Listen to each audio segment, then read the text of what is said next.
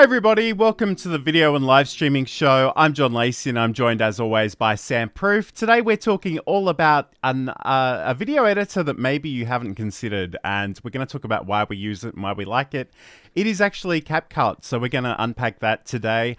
But we're going out live to all the various places, so we'd love to hear in the chat where you're watching from, and have you used CapCut before? That would be really good to know. So Sam, how are you going? How's your week been? Good. It's been a busy week. If everyone's been following the Cute Avalanche watch time goal and journey, we passed 3,000 hours of watch time, which means we are in our final quarter of racing to 4,000 to get monetized. So that's all good. Funny thing, my birthday's coming up Wednesday, and I was watching our old CapCut versus CamTwist video to kind of review on some things we'd already talked about. And that was your birthday. So apparently we can only talk about CapCut when it's a birthday, or I guess we age. So if we never talk about CapCut again, it's our own portrait of Dorian Gray and we are timeless. The final thing I wanted to say is Cute Avalanche is actually right now gearing up to Box Day, which is International Box Day. Unlike Boxing Day, the day after Christmas, Box Day is a love of corrugated cardboard, and we have attached cats because cats love boxes. So last year we did this sort of fundraising campaign, and instead of sending money, you send boxes filled with cat supplies, and you can find out more about that at cuteavalanche.com/boxday. All right. How's everything with you, John? Everything's going well. It's kind of hilarious. I completely forgot that that would have been my birthday the last time we spoke about sort of Camtasia and CapCut. So that is hilarious. I love that. I've been pretty well. I've sort of launched a podcast a couple of weeks ago, an audio podcast, and episode 2 came out last week. I'm going to do a shameless plug for that in a second.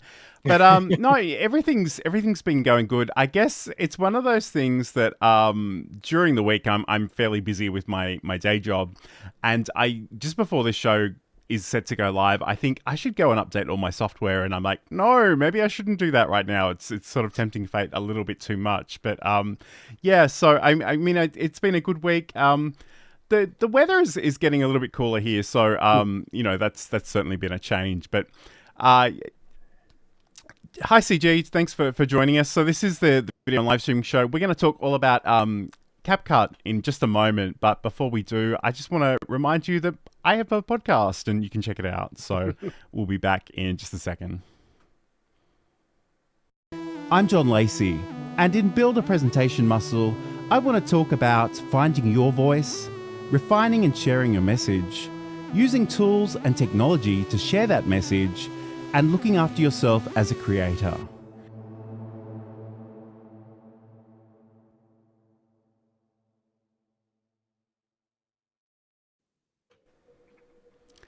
And you can check that out over at johnlacey.com. But today we're talking all about CapCut. So I guess first of all, we're really curious to hear if other people are using CapCut. So if you are using CapCut, and perhaps this is a little bit of a spoiler for later on, but there's a few different versions of CapCut you're using. So we are curious, like, are you using it in the browser, or in the cloud, on your mobile device, on the desktop, and, you know, iOS, Android, Windows, Mac, all of the things. So if you are, please let us know about that in the chat. We'd love to hear about it. But Sam, why might people want to think about using CapCut more generally? Yeah, so I think CapCut is it's both a powerful tool, but it's also just a tool that has just an easy level of access. Aside from the fact that it is available on every possible device and platform you could want, it's made in such a way that, like, first-time users can, like, get into editing really simply. And I'm going to talk about templates and how easy that is in just a little bit. But it's not just like, you know, there's a lot of sort of free and easy editing software out there and it just caps off and dies. CapCut just gets better and has some really advanced abilities. There's a point where, you know, maybe Premiere and Adobe After Effects can do some things that CapCut can't do, but it's close. It's really getting close and closer by the day. So I think, you know, it's easily accessible and it's pretty awesome. It's very powerful. And I guess that's the thing. There certainly are a lot of options out there, and I often hear people refer to DaVinci Resolve as a free option, which it totally is. but it's also a fairly advanced option. So CapCut, I think, is a little bit more accessible for beginners. And that's not a trivial thing, especially if you're a single creator or a small business trying to create some content for that business. Like, you got to think about the learning curve. And I do really like the fact that CapCut is nice and easy. Obviously, it's I've been referring to it this week as a mostly free piece of software. There are upsells that they can certainly provide for you, but it's amazing what you can do for free. Yeah, and I'll say that I do currently use just the free version, and I very like a lot of those programs. You'll go in and they have like the free and the pro things mixed in together, Canva, and you'll accidentally sort of click those things, being like, "Oh, I really wanted that." I almost never accidentally click the pro things, thinking like that's a thing I really want. Sure, I'm sure some of those are really good, but like the tools they give you for free are just amazing. Absolutely. I'm not being paid by them. No, neither of us are. So just keep that in mind. But again, like, it's as you say, it's cross-platform, mostly free, very, very accessible, easy to get started with. So another thing that I like about it is possible to automatically generate captions. Yes. Again, my standard public service announcement about that is just go in and check them after it's done it, because it'll never get them completely right, and you don't want to confuse your audience by having things on the screen that aren't literally what you said. And it's also got a whole bunch of interesting templates, Sam. So I think I know you've prepared something for us earlier, so let's have a look at this one. Is there anything you want to say to set this up?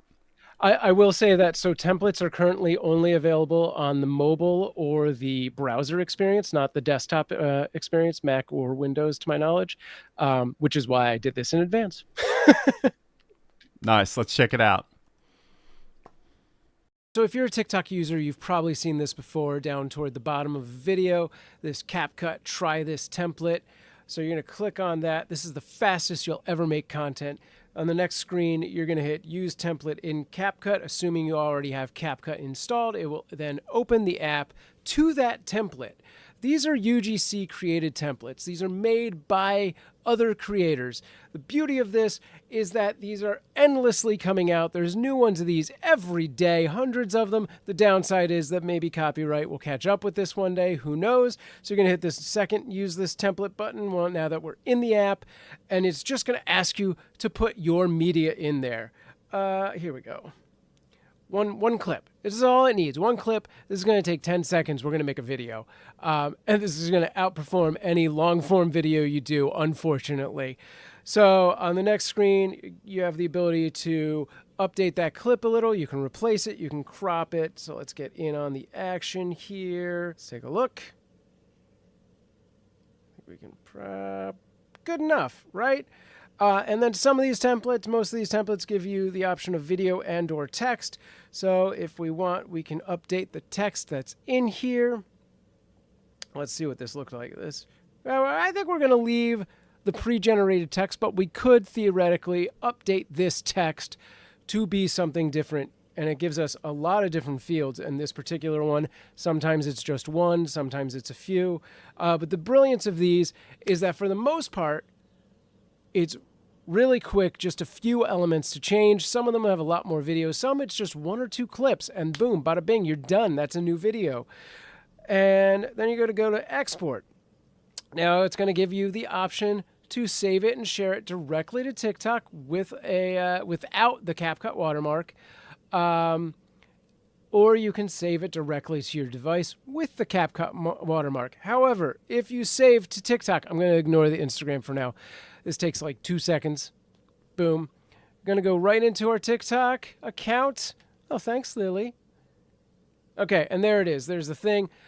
You may want to add your music at this point. Again, a copyright issue. You might just be good to go. I'm just going to hit next, and that's good to post. However, quick little side trip to my photos will show you, hopefully nothing horrible, but boom, there is my unwatermarked version of this video automatically saved to my camera roll when you do the TikTok export from CapCut. So I can now post this on Instagram, Facebook, and YouTube Shorts. And that's the beauty of CapCut templates. Yeah, so I think one more thing I didn't say in that video is for anyone who knows TikTok, for anyone who knows TikTok, ByteDance does own both TikTok and CapCut. So this link between uploading directly from CapCut to TikTok, from what I've heard, does increase your weight in the TikTok algorithm, as opposed to if you do the trick I showed you and just use that camera roll version, it might not get weighted as much. It's That's a rumor. I don't know how accurate that is, but something to think about. And it's funny, I think we mentioned it on the show previously, but up until quite recently, after you exported it, it would sort of encourage you to post to TikTok and YouTube, and that Yes. YouTube version sort of they got rid disappeared of it. very, very quickly. They were like, no, we don't want to encourage that sort of thing. But that is really interesting. And I guess, Sam, having, obviously those are the templates themselves, but I guess the part of that video that really caught my attention, and in full disclosure, I don't use CapCut nearly as much as Sam does, but that taking the horizontal video and sort of just panning and having it fill the space was really, really interesting. Is that an easy thing to do outside of the templating process as well? It is. It really is. And we'll take a look at that when we get into CapCut itself, which I guess we're going to do in just a second. The last thing I wanted to say is all those captions you saw on screen in that video were done in CapCut. Nice. Okay, so let's talk about the interface and the software itself, and we'll start with the home screen. So, Yeah. What do we need to know about the home screen, Sam? All right, let's bring it up. So this is our home screen.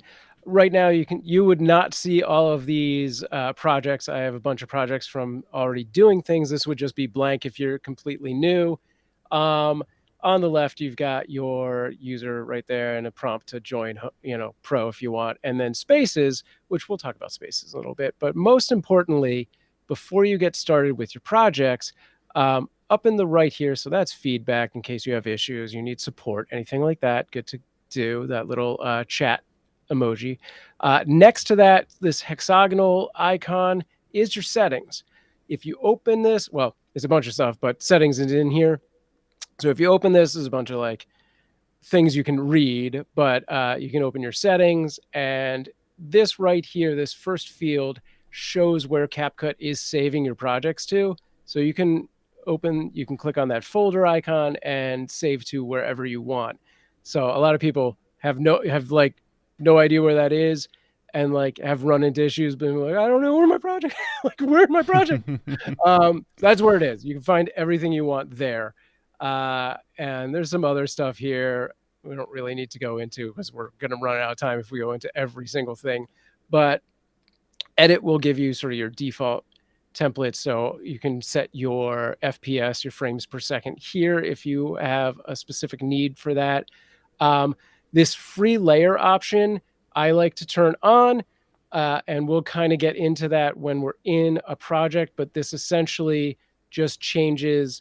It has two versions of kind of how you're going to overlay videos, and this feels more natural to me and more similar to like an Adobe Premiere experience. Performance, it's got some options here for your encoder and things like that as well, which if you're not techie, don't worry about it. Just go with what it has. And language, if you need to change the language, is that final tab. So there you go. So at this point, you're all set. You could either click a new project, or I'm going to open an existing project just by clicking on it. And this is what that all looks like. This will be a lot blanker for most people, obviously. So going in from here, I guess I didn't talk about Spaces. Should I go back out? All right. Yeah, let's. Well, actually, I'll just take it off the screen. We can talk about Spaces generally. Right, so this is actually quite a new feature to CapCut. I think we only stumbled across this a week or two ago. But essentially, CapCut Spaces are the ability to share your projects and your media with other collaborators within TikTok. Within CapCut, sorry.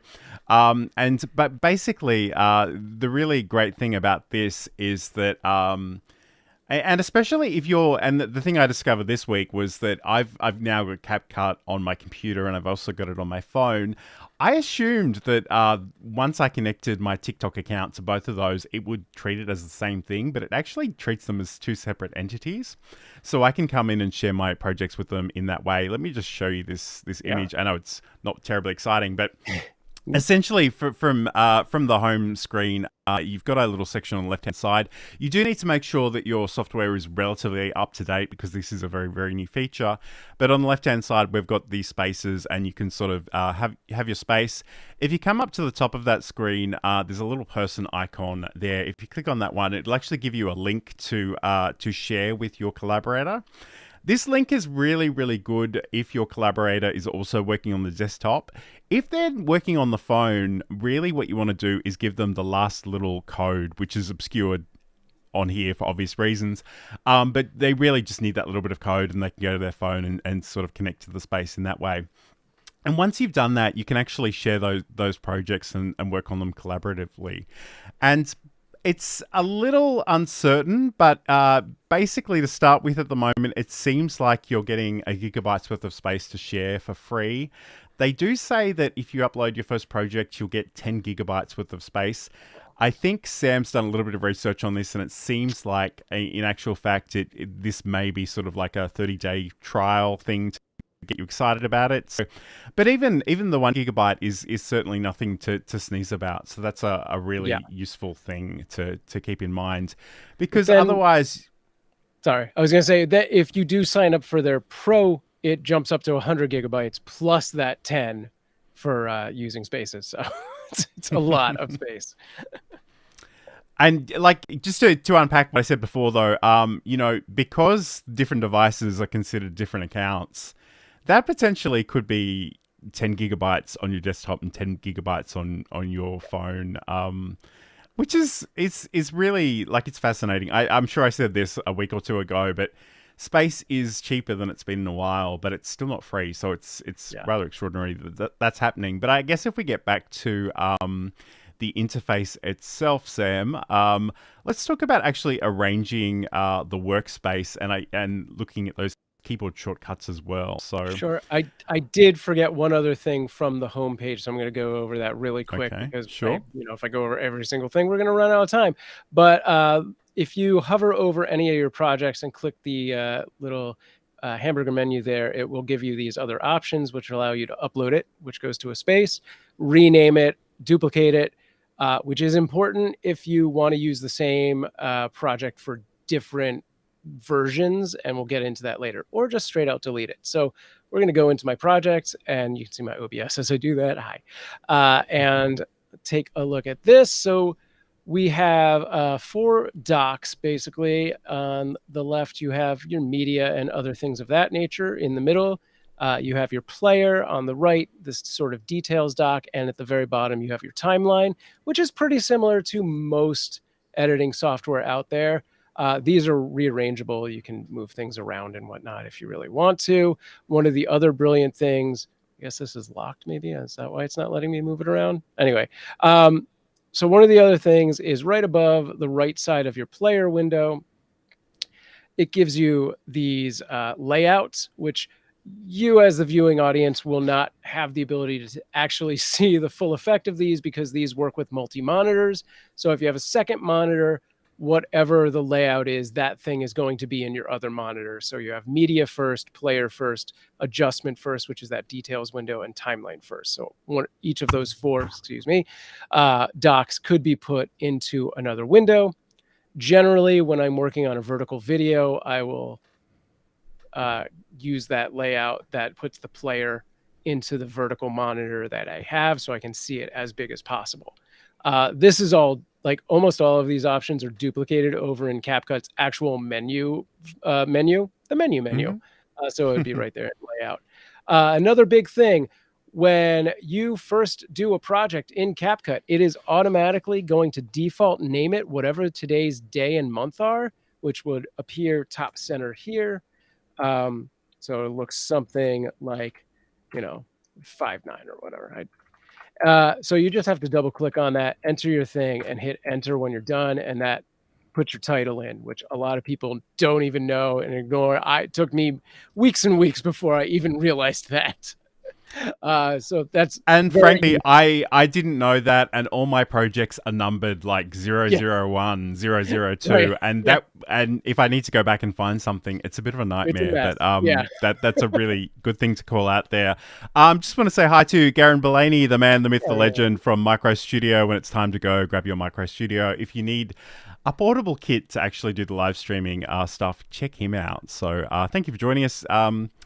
Garen and Claire and CG. This is a video and live streaming show. Today we're talking all about CapCut, which is a really awesome free option in terms of sort of editing your videos and putting some content together. I guess, Sam, one of the really fascinating things that I was intrigued by when we were talking last week is the keyboard shortcuts. So mhm. I know they've got some different settings. Like if you have history with a particular piece of software, you can change how this will work. So can you show us that one, please? Yeah, so right next to where our layouts were is this little keyboard icon. That's a shortcut. And we click on this, and this pop-up's going to come on and give you a list of all of the possible shortcuts, and then the keyboard command that controls that shortcut. You can click on those and set your own. This will usually start at shortcut 1, so this is the default for CapCut. If you go to shortcut 2, these mirror very closely the Adobe Premiere experience. I'm not sure if keyboard 1 is similar to Final Cut. I have a feeling it might be. And then there's 3 others that you could just set up in a different way. Maybe if you have multiple people using the same computer and project, that would be effective. And yeah, it also gives you these sort of category tabs. So you got your timeline stuff, your player commands, your basic commands, other commands, and yeah, and of course reset to default. So once you've made any changes, just make sure to hit that save button. I'm going to cancel out. But also very useful is you can use all of these keyboard shortcuts as Stream Deck commands, which I have a whole profile for. And close. Nice, and we both love our Stream Deck, so that's a really handy thing to have in mind as well. So this is the video and live streaming show. I'm John Lacey, and I'm joined as always by Sam Proof. Today we're talking all about CapCut, the free video editing program that's available for mobile, desktop, and even in the cloud. So we're really curious to hear if the people watching live have any experience with this. Do you use it? Do you like using it? It'd be really great to hear from you. I guess next, I want to talk a little bit about actually either bringing your media in or recording with CapCut specifically. So I just want to make, I guess, and correct me if I'm wrong here, Sam, but I get the impression that there's not a lot we can do to actually create content, like record video, for example, in CapCut on the desktop, but that is something we can do on the mobile app. Yeah. And I guess one of the cool features that I discovered over the week was that the mobile app, it's probably a really shocking photo of me, but actually has a teleprompter feature. And I must admit, I really love this because I'm a huge fan of the teleprompter. I use a different unit. I don't do a lot of content creation on my phone, but sometimes it's really, really useful to have a script, whether you sort of read it verbatim or whether you're actually just using it as a guide. And I love the idea that that's built in. So I guess the thing that impresses me about CapCut on the mobile is that it does actually have a lot of different functionality that traditionally you would go out and have 10 different apps to do a lot of these things. And it's mostly sort of built into the program itself. So that's really, really awesome. Yeah, for the most part, the desktop and mobile, and I haven't really played with the browser experience, but for the most part, they're all very similar. The biggest differences are the templates and the ability to record with that teleprompter, especially. I suspect that when we talk about keyframes later on, that those probably aren't on mobile, and that's probably the major just discrepancies between the platforms. Otherwise, you can do almost every single thing across all of the versions of CapCut. So super good. Speaking of media, oh no, go ahead, John. No, I think you were going to say exactly what I was going to say, so keep going. So speaking of media, let's bring back our window here. If you want to build a project, you're going to need video, you're going to need audio, you're going to want to bring those into your project. Your project's going to be blank. I already have stuff in here, but you'll go in and click either on this import, which will give you the traditional file uploader. I'm just going to grab this. Or you can even just drag and drop things right in. And you can right click and create folders. You right click again to rename that folder and drag your media into it. You can even double click in there and then just import things directly to that folder. I often just drag entire folders into, oh, there's nothing in that one. This one, just drag an entire folder in and it will bring in all of the media, video, images, and sound. And then once your media is in, you just select whatever you are looking at. And in the, this is a little funky. This is one of my bigger complaints with CapCut is you can sort of trim your clip inside that media panel. I think, traditionally with like Adobe Premiere or something, that would happen inside the player. It's a bigger window. It's a bigger area. It would be better if it was there, but you can do it if you have distinct areas you want, and then you can just clean it up later. So once you've got it trimmed to however you want it, you just hit this click button, this plus button, click on the plus button, and it drops it into your timeline. You can use the plus or minus to make your timeline bigger or smaller, and make your adjustments once you're in there. And again, much like most software, it just has handles on the ins and outs that you can drag, but you can also put your playhead wherever you want and do a quick split, which I don't have my window open. There.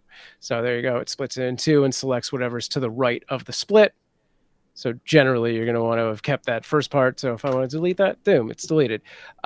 Really quick, I think I want to talk about the timeline itself. There are a couple cool options here that are pretty unique, especially for first-time users, that it's going to change your experience. So I'm going to, let's go back to home here. So this is the start. One thing about CapCut that differs from a lot of the more professional editing softwares is that there is only one timeline per project. So if I want to make multiple sort of versions of this video, and I don't mean different aspect ratios, I'm going to show you that in a second. If I want to make different versions of this video that use a lot of the same media, I'll have to go back out to the home page and duplicate that project, which I'm actually going to do really quick just to show you how this all looks. So let's just make a quick duplicate. This is actually very fast. And we'll jump into this.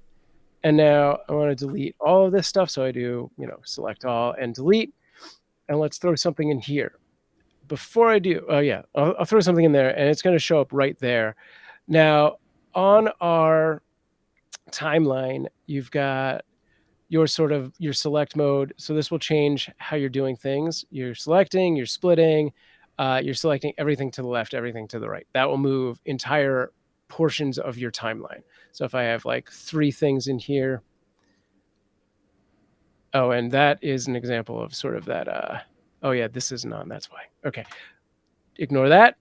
Okay.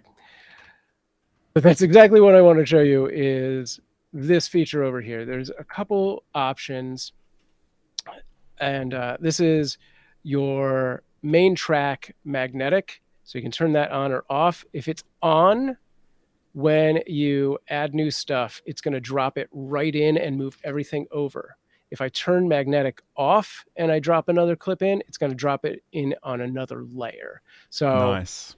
Early on, you very likely are going to want to use it as the magnetic. And then as you go in to do your sort of finesse, you probably want to turn that off to get rid of that. So you are doing new layers and stuff like that. So if I did have magnetic on and I sort of moved this thing away, then that clip jumps forward. If I move a clip from the middle out, it's going to drop everything to the right of it forward. What you just saw is the next thing. So it's not the next thing. It's actually the third thing. The next thing is actually auto snapping, which is when you are moving a clip, you'll see this sort of blue line that kind of looks like a play, the play mark show up, and that's where it's going to connect to whatever the next clip or the playhead is. So it'll auto snap to that no matter how far I kind of go over, right? If I turn that off, I can do a more gradual, wherever I want it kind of move, right? And then finally, this last, actually, I guess there's 4 options. I never use that last one. So the next one is the linkage. So linkage will treat this bottom layer of video as a main primary layer. So if I move this top clip, that's this overlay clip, it just moves on its own. But if I have adjusted this and it's exactly where I want it compared to this main clip, and I go to move the main clip, they move together. So that'll work with audio, that'll work with these stickers and auto captions and things like that. So everything, it's just that one layer though, that first primary layer. And again, if I turn off linkage, I go to move that, everything else stays in the same or drops forward if I have the magnetic on. The last thing is this preview axis, which gives you just sort of this yellow line that follows your cursor, so you can kind of get a better spot. Like if you're going in for doing some really precise, splitting, it's probably useful. I don't like it myself. It gets in my way. I don't know. It's just not my thing. I did want to jump back really quick to just give you a quick look at the select right, select left. So if I use the select right, for anyone who's used Premiere or Final Cut, this is familiar. Wherever you're clicking, it's going to select everything and move those. And again, select left will do everything left of where you're clicking. All right, and that's that. Okay. That is really cool, and I must admit, I've really only done very simple projects in CapCut, so it's awesome to know that we actually have that degree of finessing, I suppose. That is really quite amazing. So I mean, clearly there are a number of different options there in terms of arranging that project, and I love too that in the media section you can create those folders. So even though many of us are probably using this for very simple edits and very short simple projects, it's very clearly something that you could use for something that's a full production. So I really love that. Yeah, it really does ramp up your abilities pretty fast and easy. Like those are definitely a thing that I didn't pay attention to for the first, 20 videos I worked on. And at some point I was like, what are these doing? And I was like, oh, that's really useful. So good. Absolutely. And I guess the other thing too, like when you first start out, you won't know those keyboard shortcuts. So it's great having the option to have those toolbar buttons there. So that's really, really cool. Let's talk about audio. So I know there are a couple of different settings here, and I'll just bring up a graphic so I can show you this one. I think it's this one here. So over in the audio section, we have some basic options in terms of the volume and the ability to fade in or fade out a clip or media. We've also got a noise reduction option there. It's I don't know if you've used that one very much. There's no additional settings in terms of that one. So it's literally you turn it on or you turn it off. There's nothing in between. I guess the fun bit here, and again, it is fun, but like don't get too carried away, is the voice effects. So we have a whole bunch of different options here. You can make yourself sound like an elf, or have a deep voice, or a high voice, or a low voice. There's even this synth option, which is basically a really rudimentary vocoder, which is really weird, but it's interesting because I had seen examples of that on TikTok, and I was curious to see how that all worked. There is actually another option underneath the voice effects, which you won't see on this screenshot, but essentially is for channels. And it's really interesting because I guess like it seems like it's just panning options, so you can sort of fill all the audio to. I mean, I don't know, Sam. Maybe you can clarify this for me. But the way I read this is they've got fill right with left on fill left with right. So I guess you're taking a stereo clip and making it mono essentially in there. I'm actually not sure. Okay, we might revisit that one. But again, I guess the other thing too, and I'll just take this off, is that as much as you can't really record video in CapCut on the desktop, you can actually record narration. So I usually like to think of a video project as not necessarily being something where I sit in front of the camera and do the whole thing in one take, but rather, I compile it with a whole bunch of different assets. And I again, Sam alluded to the fact that we did a show on CapCut versus Camtasia, and I love the audio narration that you can do on top of things. Yeah. And especially if you've done your recordings and you've missed an important thing that you wanted to mention, you can come in and actually add that there. And it's not like it's some strange obvious thing, because we're so used to it in documentaries, that kind of narration. So it's a really good way of sort of bridging a section. So I really like that as well. I don't know, Sam, if there was anything else you wanted to add in terms of audio before we move on. Yeah, really quick. So I can show an interesting example.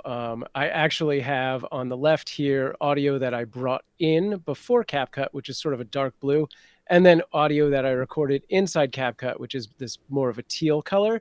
So you can see that it gives you that distinction of what they are. The file will live in your media. I don't know where the hell it is, but it's in there somewhere. The thing I really wanted to point out is, and we didn't talk about this on the thing timeline, is so it has, like you said, this faded fade out, and you can see on my screen reflexively this sort of arc that happens, but you can actually just drag this key point right in the timeline itself. Nice. Yeah. And especially like if you're like it may make less sense for a video clip, but certainly if you're working with music and stuff, you want to make sure that those things sort of come in when you need them and fade out when you don't want them anymore, or cut them. So that's a really good thing to keep in mind. So this is the Video and Live Streaming Show. I'm John Lacey, and I'm joined as always by Sam Proof. Today we're talking all about CapCut, the free video editing software. It's available for mobile, desktop, and in the cloud via the browser. We've got the iOS and the Android apps there that we can use. Sam, talk to me a little bit about text in CapCut. Sure. So in your main left panel there, you have this text tab, which will give you both the ability to create new text. So you'll see in my project, I actually have some text already here that I did just by hitting this default text. You just hit that plus button and it'll drop that in. It'll give you in your details the place where you type stuff. And a bunch of pre-created styles. So I go into there. We can change the font size. I can change the individual font. It gives you a list of fonts you've used most recently. And if you scroll down, it actually gives you a whole lot of other things, including sort of a kerning spacing, position and size, this blendability, so it's kind of a opacity. You can affect the stroke and the stroke color. You can add a background, which is very popular with a lot of those vertical platforms, and adjust what that all looks like with width and height and how rounded the rectangle is, and again, the opacity for that individual thing. You can add a glow effect. You can add a drop shadow. And all of these things also have the ability to keyframe, so you can have some sort of motion happening to that text layer if you want. More powerful than that, of course, is the auto captions. So once you've really laid out this project as you want, you just hit this auto captions, select the language that you want to go for, and hit create. Give it a little time depending on how long your project is, and it will create a there it is. That was pretty fast. It will create a new caption for basically every clip. It starts with sort of a default, so you're going to want to go in once again and select your whatever font and your style. Oh, it looks like my CapCut got a little CPU laggy. There we go. That's a terrible font. Here we go. That's a font I like. And we can do whatever we want with that. And now the beauty of this is that it has now affected that change to every single one of these auto captions, and we can just move on from there. So as John said earlier, you're going to want to definitely double check all of your captions to make sure that they make sense, that they're actual words, and so on. You know, that words that you said are the same words that are on screen, and so on and so forth. But also make sure things like this don't happen, where you have something important on the screen that gets covered by the caption, or vice versa. And yeah, just make sure to go over them. But it's really good. You can see, based on that, how good it is to grab my words from my mouth. That seems like it's problematic, but I've often had only 2 or 3 changes that need to get done with that. And I yeah, guess, Sam, like if you can click on one of those captions on sure. the Yes. timeline for me, Yeah. assuming the software will catch up there. So there is that checkbox there that says apply to all. So Yes. it could be that maybe you want to reposition just a single caption because it is conflicting with something else on the screen, in which case you can deselect that and move that one in isolation. But the other nice thing is if you actually go up to the captions sort of tab, just to the left of the text one there for me. Yep.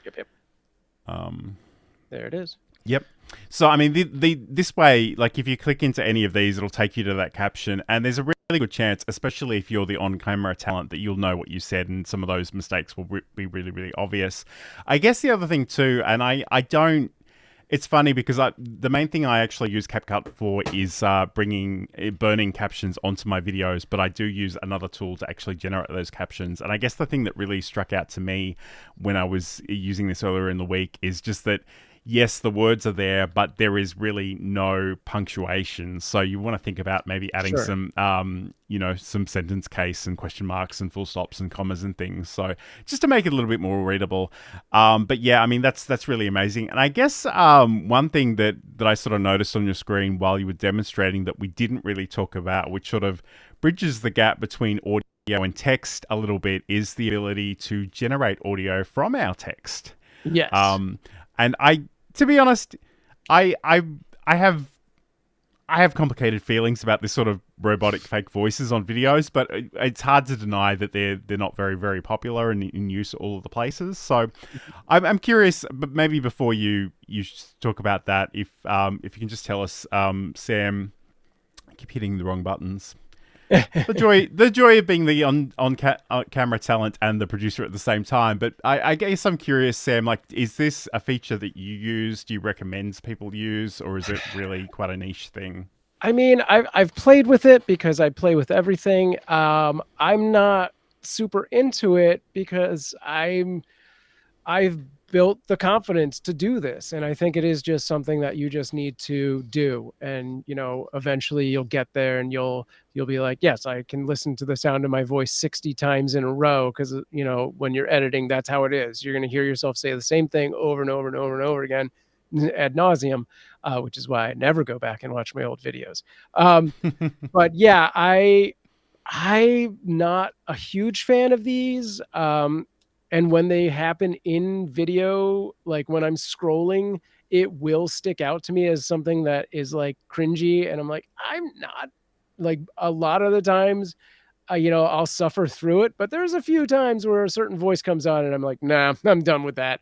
I don't care how good that video is. It's done. So this is not my thing. And I'm going to say something John's going to cringe out. What I do like is there's a new AI that will let you make a AI model of your own voice, which I've actually used in the project that is on screen, and it is indistinguishable.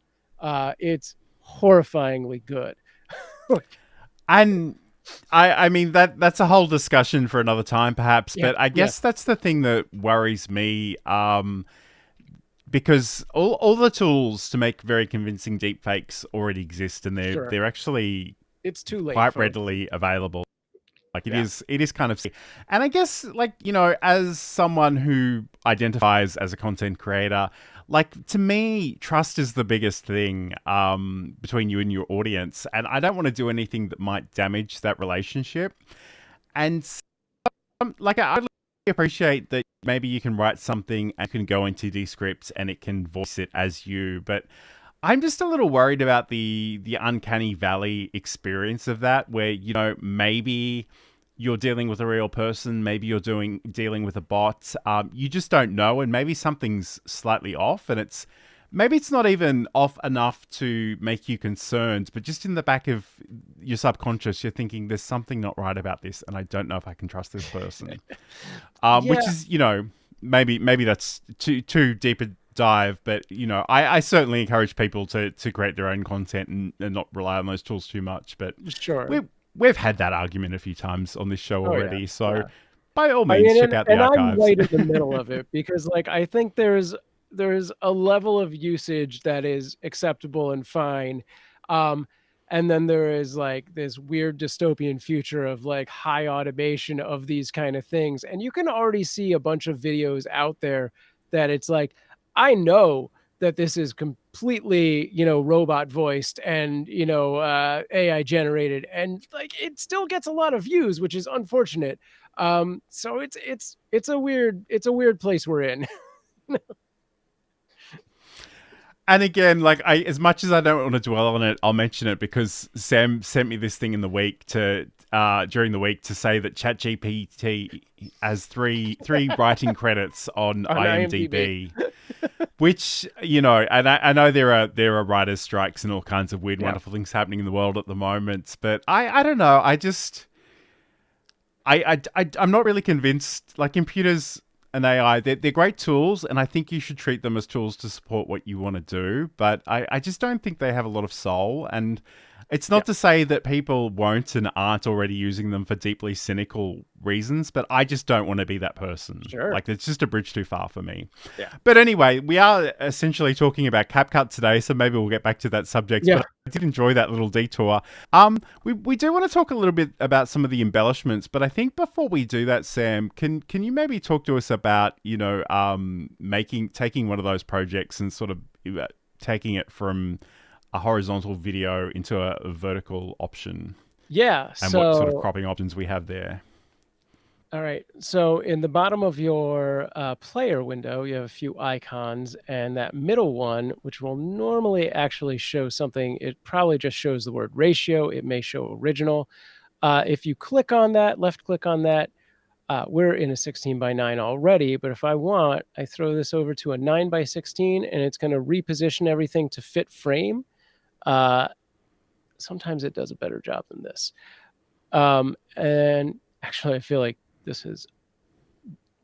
I wonder if it's because I didn't have this set to ratio when I made this project.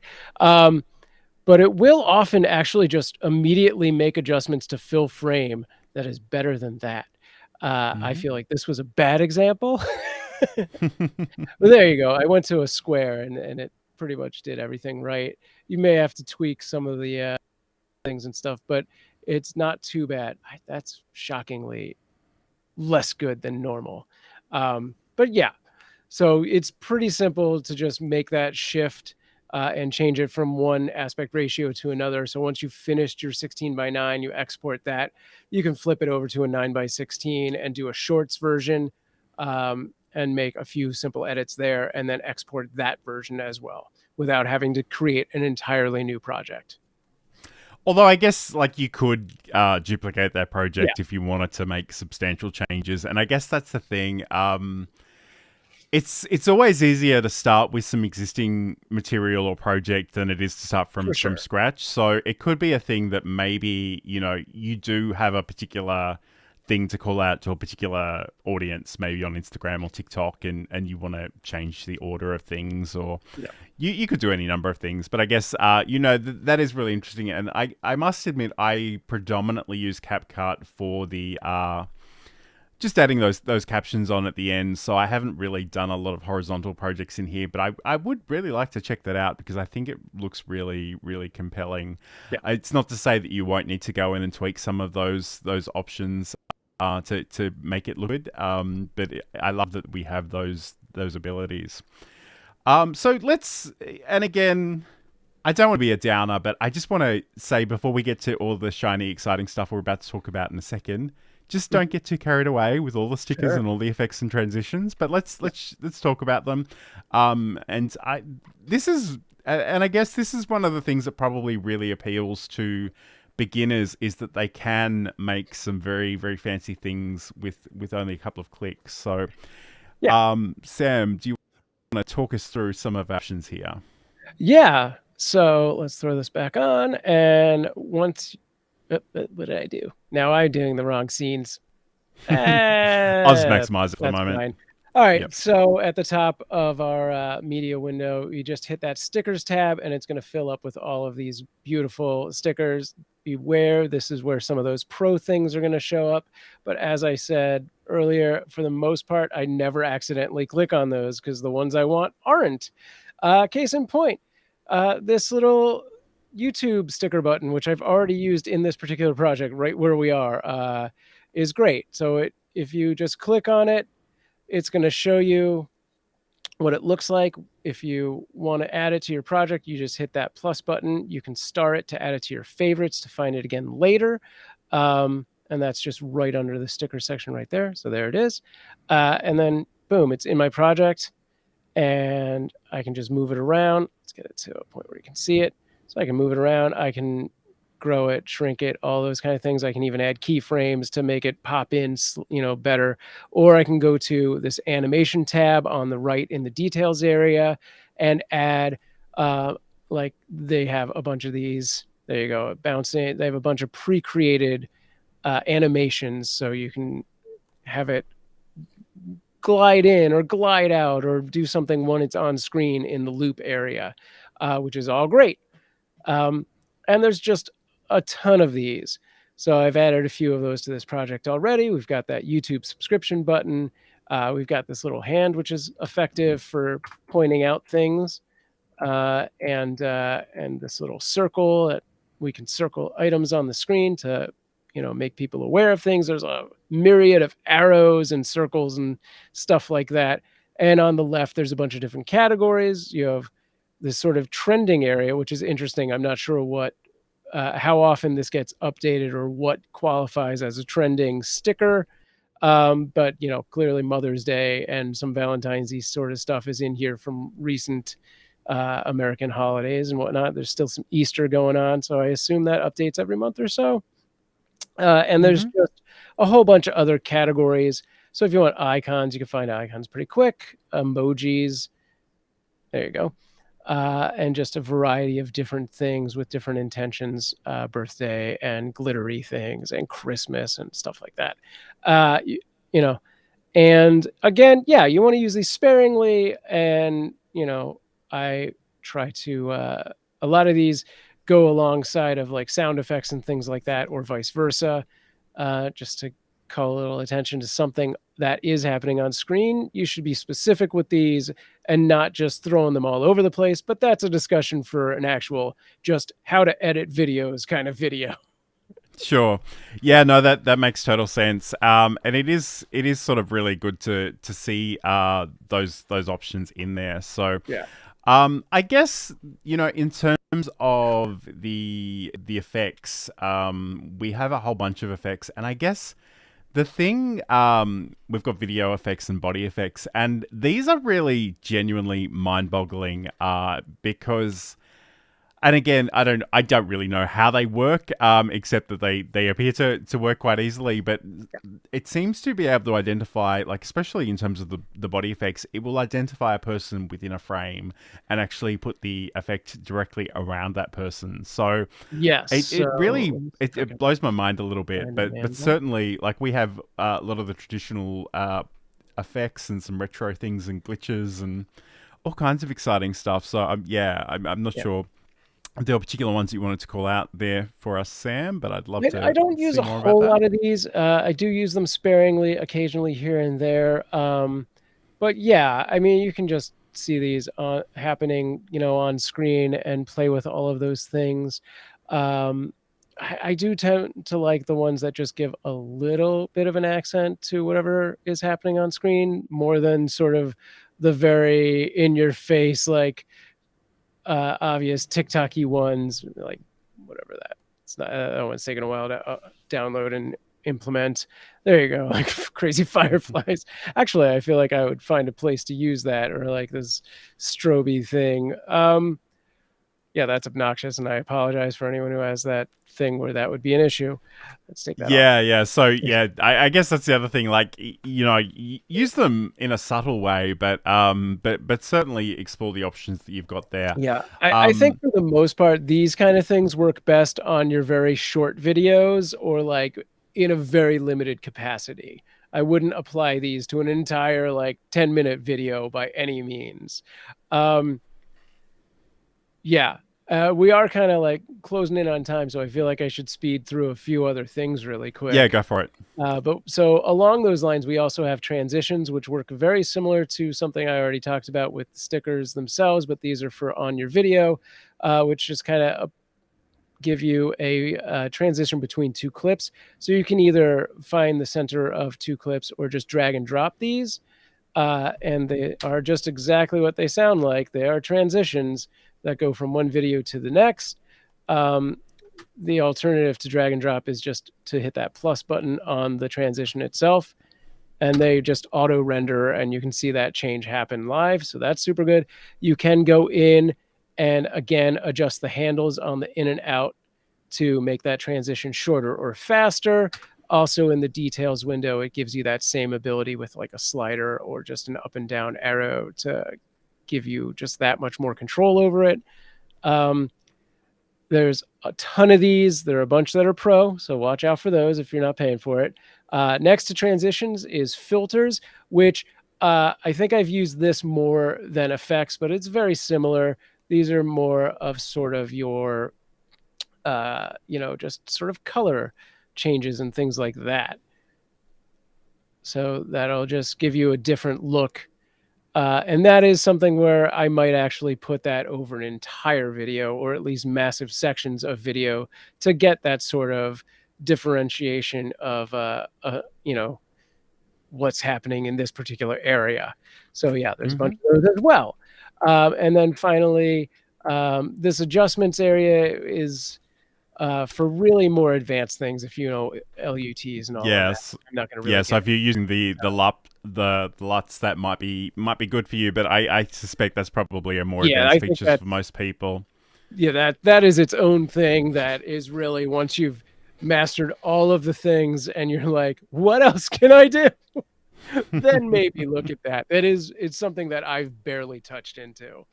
And that's CapCut, really. I mean, there's probably 2 hours of stuff we could have talked about in here, and maybe then some, but I think that gives everyone the basics of how this program works and just how effective it is.